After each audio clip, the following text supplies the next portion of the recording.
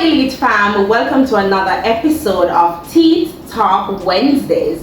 I'm your host Lisa, and for today's topic we will be discussing the dangers of plaque and calculus. Now I know you must be wondering what is happening. You're hearing the words dangers, plaque, calculus.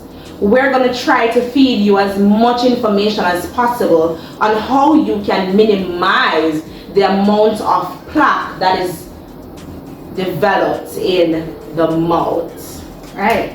Now, here with me today is your favorite hygienist, our resident guest, no other person than Miss Sabrina Phillips. How are you doing? I am doing lovely, Lisa. How are you? I'm doing awesome. Always bubbly, always smiling. I'm okay. Wonderful. I'm okay. So let's delve into the meat of the matter. Yeah. So for our first question for you today, Miss Phillips, what exactly is plaque and calculus? A wonderful question to start off with. We all need to know what this is. Yes. Right? After we eat, this sticky film forms. So it's a combination of the food we eat and saliva. And one important thing to note about plaque is it actually has bacteria in it, which if we do not clean the teeth effectively, it can potentially cause gum disease or tooth decay. With calculus, it's actually a hardened form of plaque. So there are actually minerals that are in the saliva and the gingival crevicular fluid, which hardens the plaque, so making it like cement. Wow. We don't want that. We definitely don't need calculus, guys. So based on what Miss Phillips just said, so plaque and calculus, two different things completely.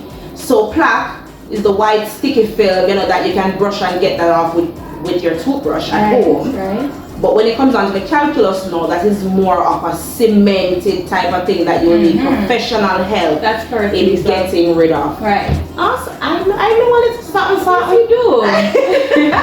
All right. So for our next question, how exactly is calculus formed? Okay, so I kind of hinted at it before. Yes, you did. In the saliva and in the gingival crevicular fluid, which is located. It is located in that space between the teeth and the gums, right?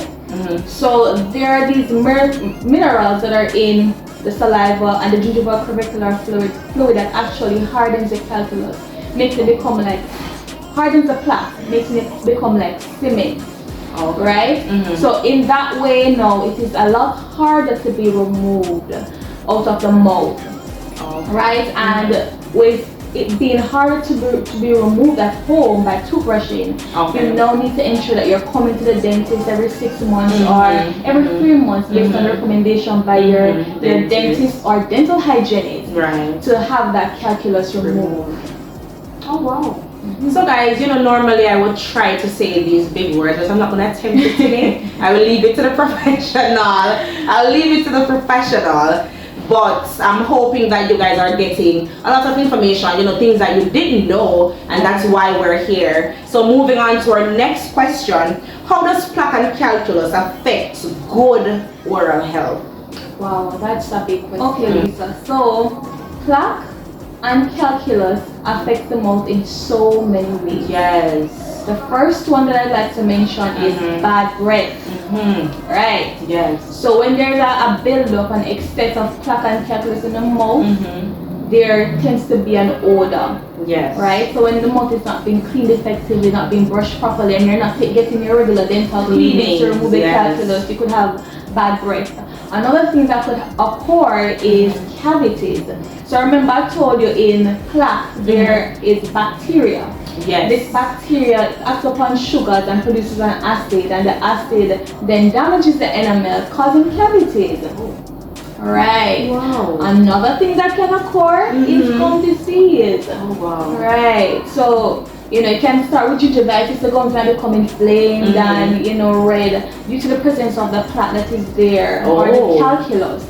Right? And it can even go further than that. It can develop into periodontitis, where not only are the gums inflamed, but the bone surrounding the teeth becomes inflamed. No, we and don't when want that happens, guess what? The body actually starts to run away from the infection. The bone starts to run away, and what will happen is that the patient will start to lose bone. You don't want that, because guess what? Periodontitis is irreversible, right? Which means that once you start losing bone, you can't grow back any bone there. So guys, plaque and calculus is very dangerous. Yes. Right, and it is very important that you are maintaining good oral health at home, as well as you are maintaining those regular dental checkups for us to do our job here to help you remove calculus effectively and even plaque as well. Awesome, that's some really effective information, probably that some of us didn't know. So guys, let us do our best and try not to, you understand, make it reach to this. So we want to stay with where we have, where we're born with. You know, we don't want to lose bone. So let us do our part, guys. So we're moving on to our next question. How exactly do we minimize the severity of plaque and calculus buildup? Alright, so that is one, easy answer. Okay. Proper oral hygiene. Last week we looked at brushing, yes. and we did some of the brushing techniques.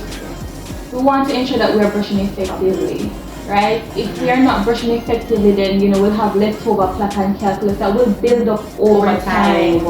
Right? So we want to ensure that we are brushing effectively, and not only brushing but flossing. Yes. Right? Flossing plays an important part. True. Right? So we need to be brushing properly. We need to be brushing as much as we eat. Because remember that factor last week we discussed time. Yes. So the length of time that we allow the plaque to stay on the teeth, we allow it to build up, harden by the saliva that is always in the mouth. Yes. Right? So we give the bacteria and the plaque enough time to build up and harden. So we want to ensure that we are brushing effectively, brushing as frequently as we eat, as well as we're flossing. And the most final and most important thing is that we are keeping up our regular dental checkups. Yes. Where when you come important. in, the dentist or the hygienist will help you to remove that hard plaque and calculus that is there that you cannot necessarily remove at home. Okay, awesome. So guys, you're here. Ensure that you floss at least once a day, but brush 2 times daily. For how long? 2 minutes. Well, I should have known that from the last video. Right. 2 minutes, guys. No, at least I remember it's after every meal. You should brush as often as you eat. Right. So if you know, so you stay like me, I love olive food and day. 2 or 3, 4 times a day. Brush 4 times a day. Yes, ma'am. All right, so guys, that was good information, right? So we're moving on to our show and tell. We will be showing you basically what plaque looks like versus calculus and how it affects the mouth, how the mouth will be looking. And guys, trust me, like some of the it's not good. It's definitely not good. No, this is where the horror of the mouth comes in. So stay tuned, guys, for the show and tell.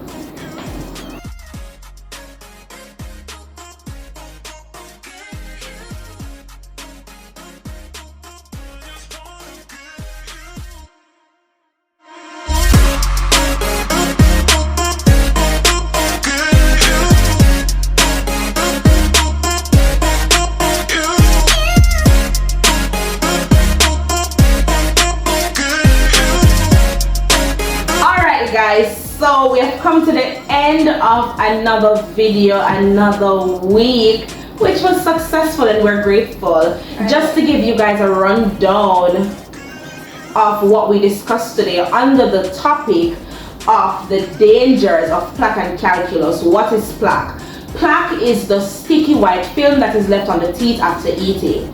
Calculus is the hardened version that you can't get off with your regular toothbrush. You need professional help, right? How is that formed? That is formed from food mixed with saliva mixed with bacteria, guys. So you have to ensure that you're brushing regularly. You should brush as often as you eat. Now, how does plaque affect good oral health? Guys, it can damage the enamel, guys, and form cavities, so you need to ensure that you're brushing. Brushing is very important. That's correct. Right? And for the final one, how do we minimize the buildup of plaque and calculus?